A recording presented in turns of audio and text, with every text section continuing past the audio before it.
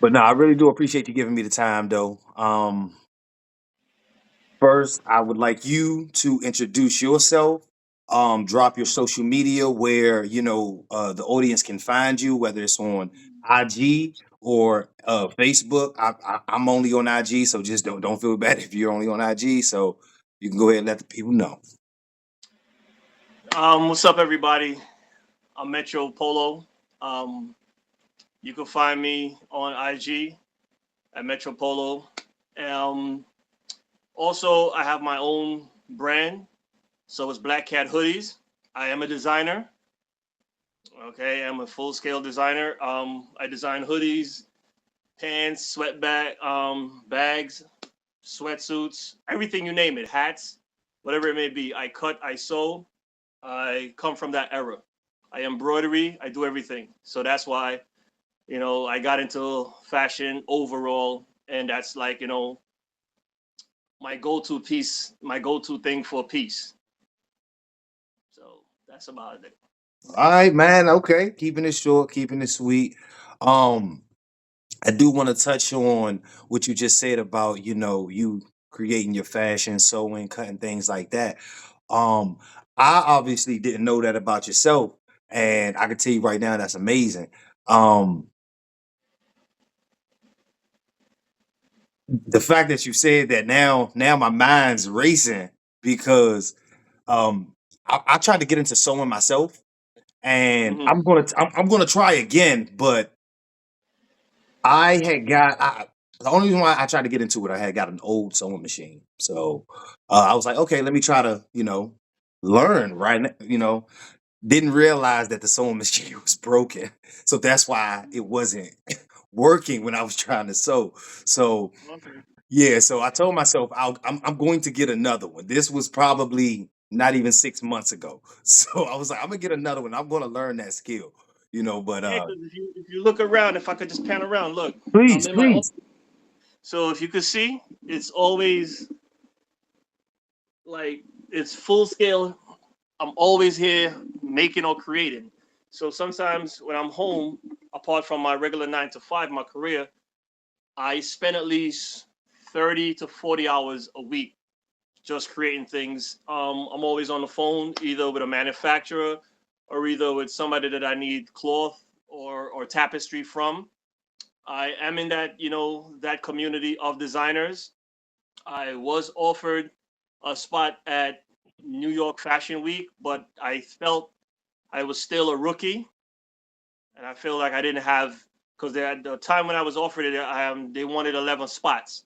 They wanted 11, like 11 pieces, like like how much do you have to offer for a runway, and do you have your own models? And so it's a lot of things that comes with it, the Yeah, of behind the course. scenes that you have to answer. So I felt like, what, I took a step back and I said, what, let me do more creating, more designing, and get my foot as solid as I possibly can. So when I do step out, I make an impression, because remember, your first impression is a lasting impression, so I'm very big on that.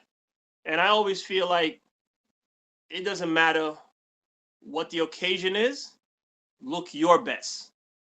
Not what everybody else is doing. Look your best. Because that's what everybody's going to remember.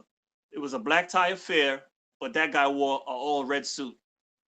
So that stands out in people's mind. Always remember when it comes to a fashion space or when it comes to anything that you do, my number one goal or my number one saying when it comes to Ralph Lauren, just because it says polo doesn't mean you have to wear it. A lot of people won't get that. So You cannot cross dress. I cannot, it irks my nerve when you take polo sport and you cross it with something else in polo just because it says polo. Like there is there is a metric system of how Ralph Lauren created the brand and how it's worn and how it grew over time. I picked up my first piece in '86 and I never looked back. But as the brand grew, I grew with the brand. So, as times change, I change. Like a lot of loud pieces to me, I don't wear. I just don't wear because I'm like, I'm older. I don't need it to be plastered on my chest. I'm not knocking anybody. That's if that's what you do, that's what you do. That's just how No, it no, is. I understand. Please. I moved away from regular polo like years ago. So a lot of people know me for two things: Purple Label and Double RL. And double R If real. you Yes, see sir. me, that's what you will Yes, see me sir. in 95% of the time. Some people think it's a little pricey. That may be, you know. So, but I always like quality over quantity. So you could have 10,000 pieces and somebody that have only 25 pieces stands out more because of the quality. When I go, I used to do a blog. I used to go to different Ralph Lauren, whether it was in the Hamptons, in Soho, wherever it may be. And I used to just sit there for hours and I would go live and I would talk about the garment itself because I'm talking about the texture, the threading, the fiber of the cloth, how it's woven, where did the cloth come from? How did he obtain it? Because a lot of people don't know that Ralph Lauren, he does the Olympics. Um, he gets his wool from a family that actually owns a sheep farm out in Midwest, and he contracted them for years, and he used that, all that wool to bake. So like, I read the label. I'm looking at the label. I'm touching the texture. I was fortunate a couple of times to actually go to Ralph Lauren headquarters, and sit down and actually look at the entire orchestra before it was even shown to the public. And I was fortunate, and I thank the people that invited me for that reason, and and I've been to some private events. I was able to speak about certain pieces. How do you like it? Why don't you like it? So I'm very big on the how the garment was made, how it came about. You know, so Hmm. Naomi Glass. I don't know if you know who that person is, I don't think I'm familiar with this person. but she is a native. She is a native Indian, and she has her own collection with Ralph Lauren. So it was the Naomi Glass collection by Ralph Lauren. So I may have heard that, but I'm not sure. I don't. when Sometimes you I'm saw under a rock. when you saw these pieces drop, Oh, yeah. Yeah. Yeah. and Okay. this is the Well, signature. I didn't get any of those pieces, but I did see those drop. And yeah, that's a nice piece right there. That's a Yes. very So nice piece. I think yeah, I did see you in one of your, I don't know if it was a reel or a picture, but I did yes. see you in that. If I may interject right now. Um I will, because you said a lot. You said a lot. So I do wanna kind of, touch on a few things that you did talk about just now. Um and one thing that I'm going, or I feel like I want to talk about, like you said, how the garment was made, the fabric, things like that. Um, I myself, I'm heavy on the material as well. Uh, like, how can I put this? Because like I said, you said a lot, and I feel like I can't talk about one thing without correlating to another thing that you spoke about. So Okay.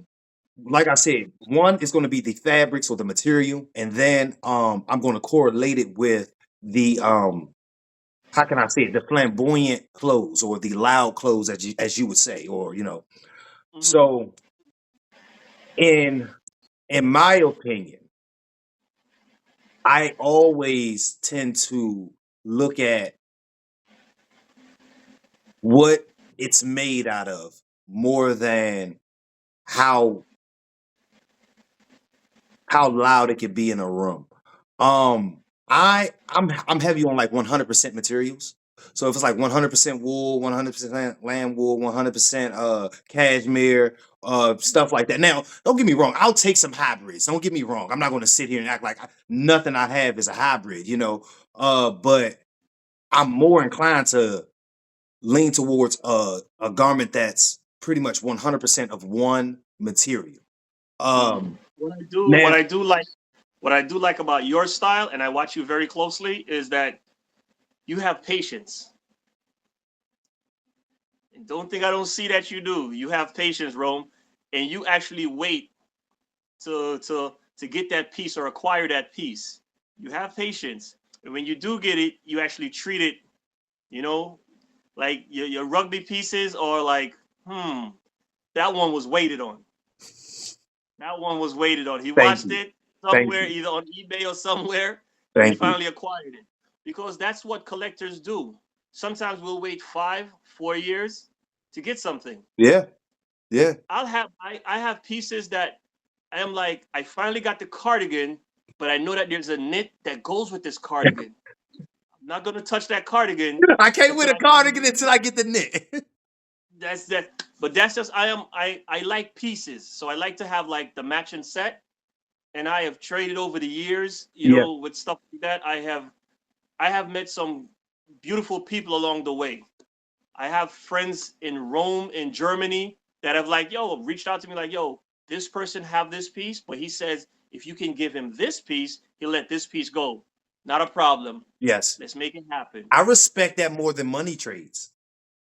Yes, I've yes. had people leave me on red when I've offered because they hit me up like, "Hey, can this well?" And I'll go through their page and be like, "Well, I mean, if you trade me this, and I'll never overshoot. Come on now, I'm not going to ask for something worth $3,000 and I'm gonna give you a $50 hat. Obviously, that doesn't make sense. Mhm, But I try to, especially on par, and I've got left on red because I've tried to honor the barter system. mhm. Like I had three Indian head sweaters. And Indian heads were very hard to come by. Of I had course, three brand new, yeah. yeah, I had three brand new Indian heads. Two that I've never worn, and one that I did.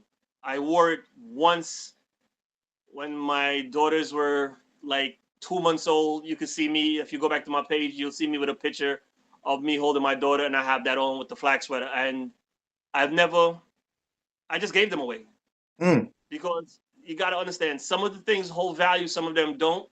But also too, in the reality spectrum of it, it's only clothing. You can't take it with you. yes, yes.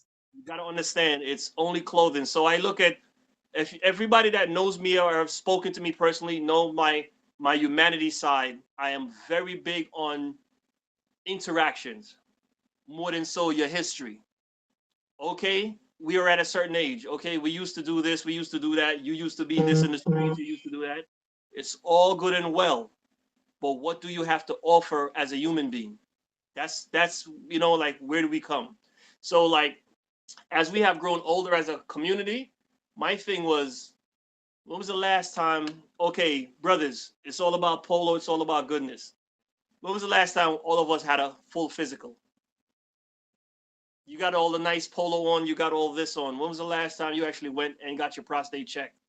You get what I'm saying? Not to get off script, but that's how I look at that's how I look at my brothers and sisters. I'm like, yo, it's all well and good, but what are we doing now? You get what Le- I'm saying? Yeah, yeah.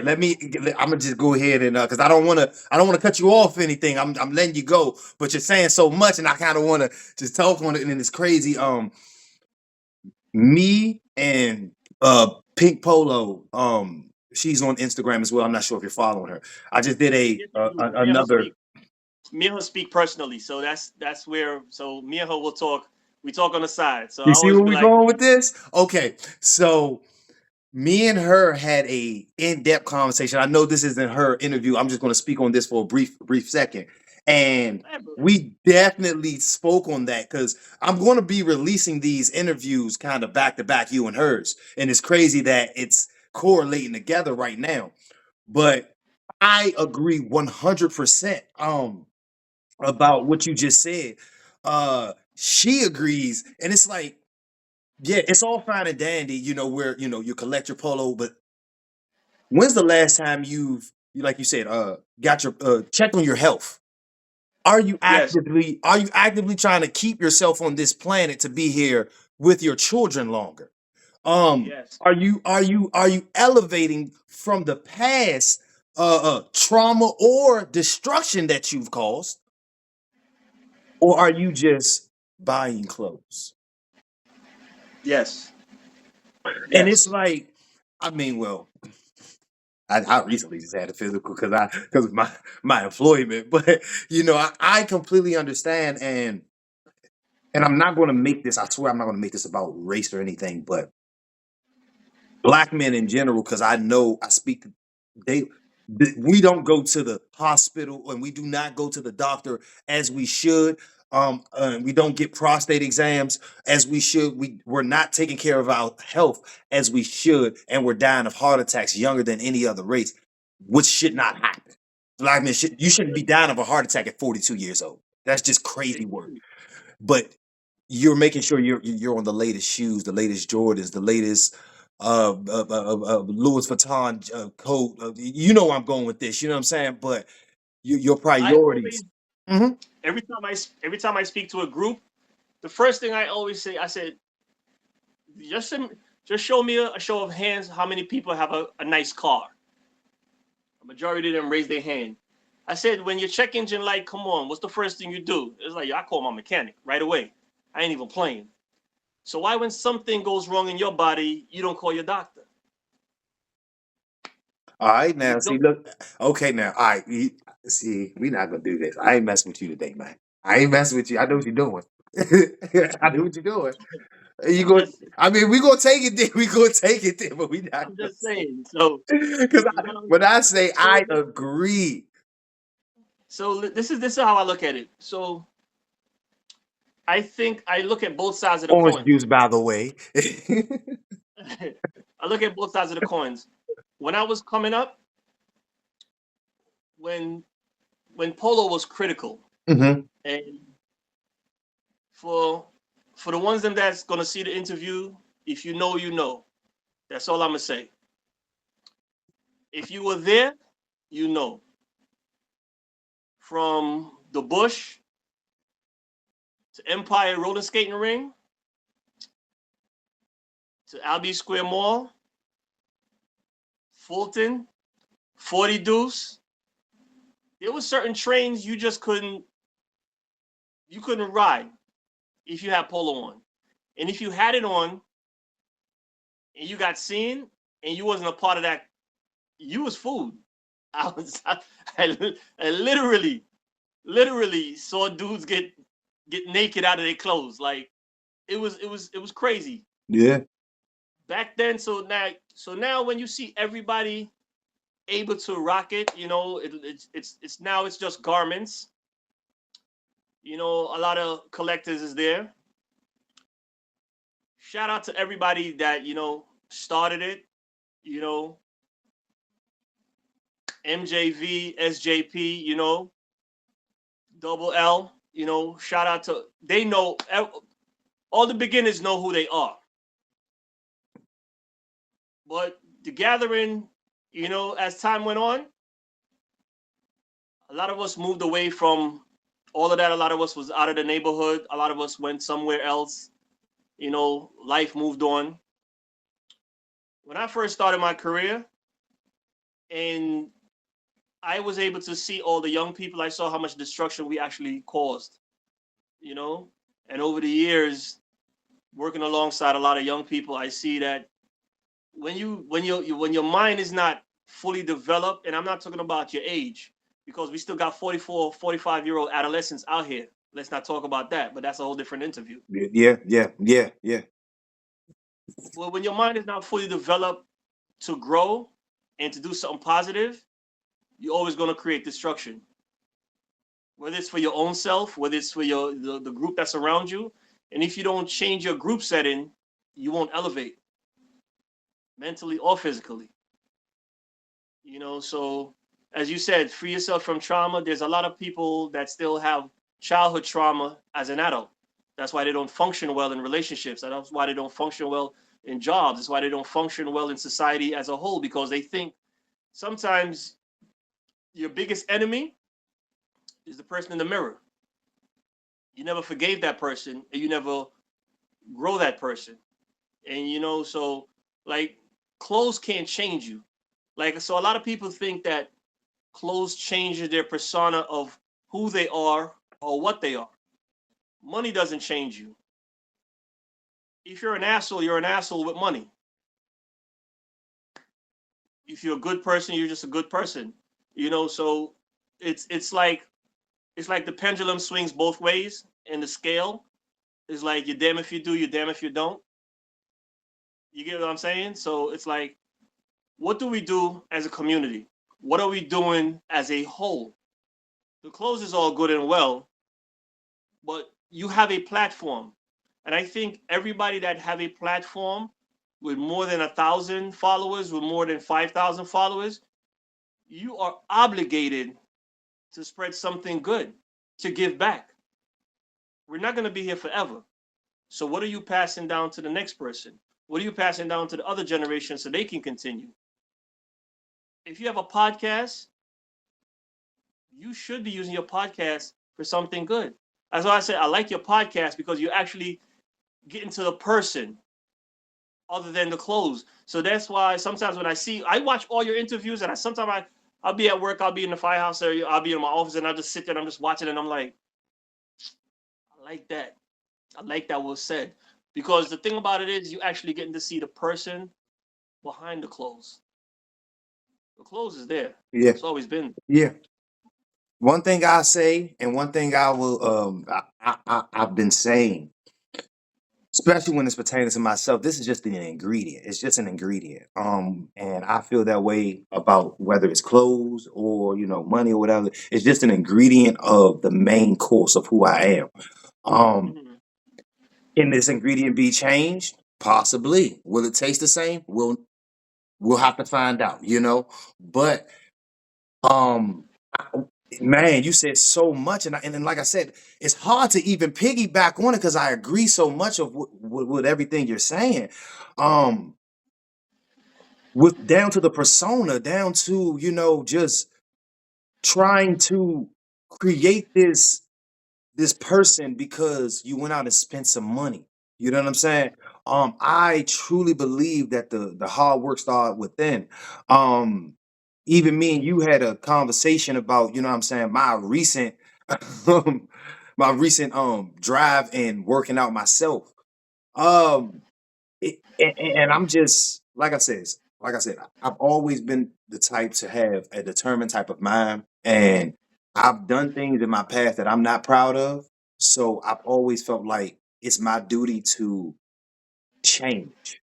You know, um, I'm a father, and the last thing I want to look, or the last thing I want to be, is a dad. And I'm using this metaphorically. I don't want to be a dad dressed like his son. Mhm. If that makes any sense. You know what I'm It saying? does. Yeah. It does. And I'm talking the furthest thing from clothes, man. But I don't want to Mhm. be that dad dressed like his son because I see that a lot. You can't even tell the difference between the father and the son. And I feel like that should be a distinct difference, Mhm. so and that difference can only be created through discipline and growth. Um and like it's collecting polo and wearing the clothes. Is it cool? Yeah. All right. But just like I was telling Pink, like it has to be more to the man or the woman in this case, and I truly do believe that. This podcast, I'm just trying to connect people that I feel like we all have something in common, and it doesn't have to be polo. Like I said, I'm already talking to Lego collectors, Hot Wheel collectors, and I feel like we all share something similar. Yes. Um, but I'm all about being positive and I'm all about helping. So that's what I feel like I'm going to bring, or what I bring.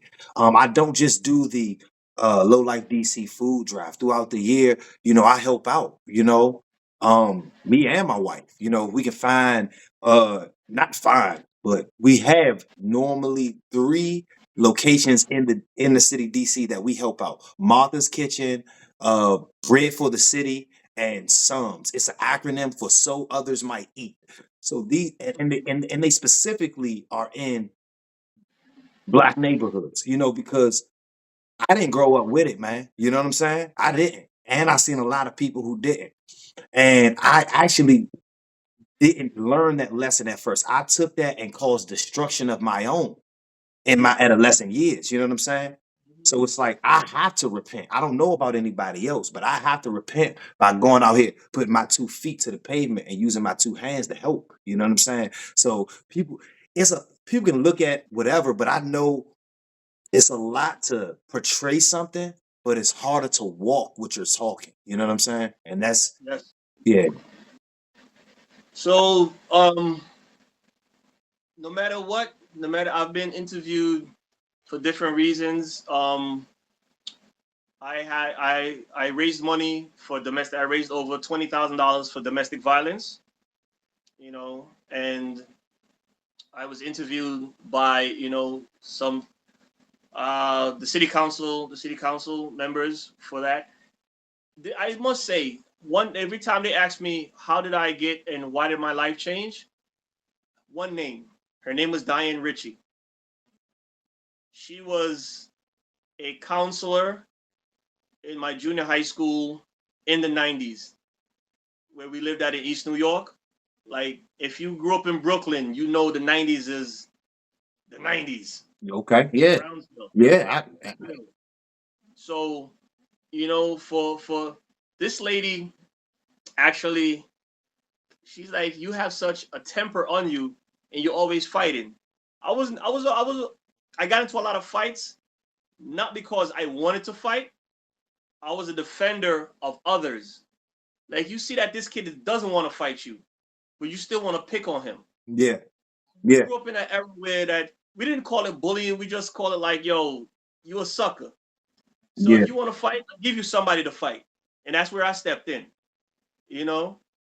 And she took me to the museum in Manhattan. I've never been out of Brownsville. I've never been out of my element.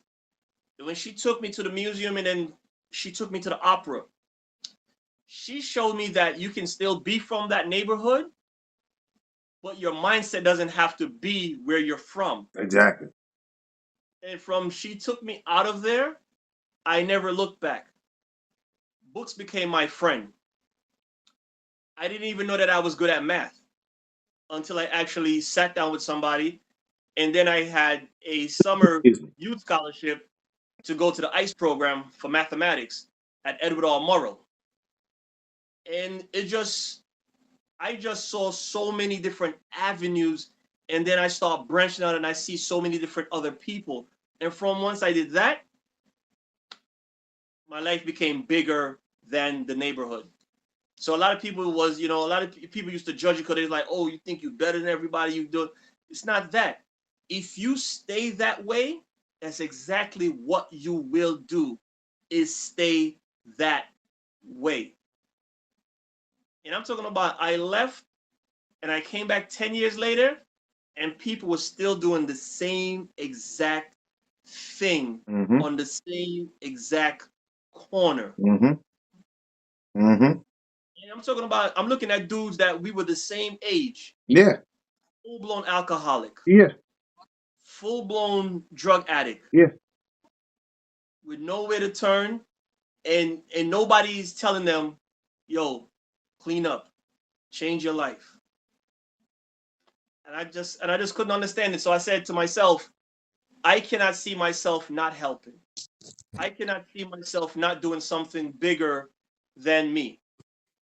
And that's why I got into, my career, and it has taken me so many places as a firefighter, as a counselor, Mm-hmm. as an emergency medical worker.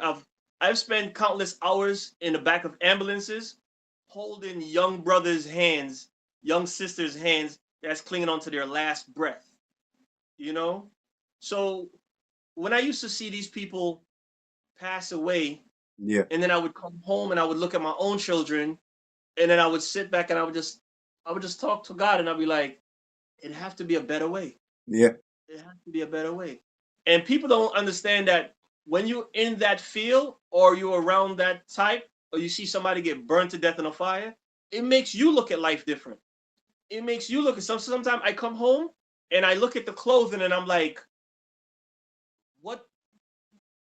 You get what I'm saying? Yeah. Like, No, all yes. right. Yes.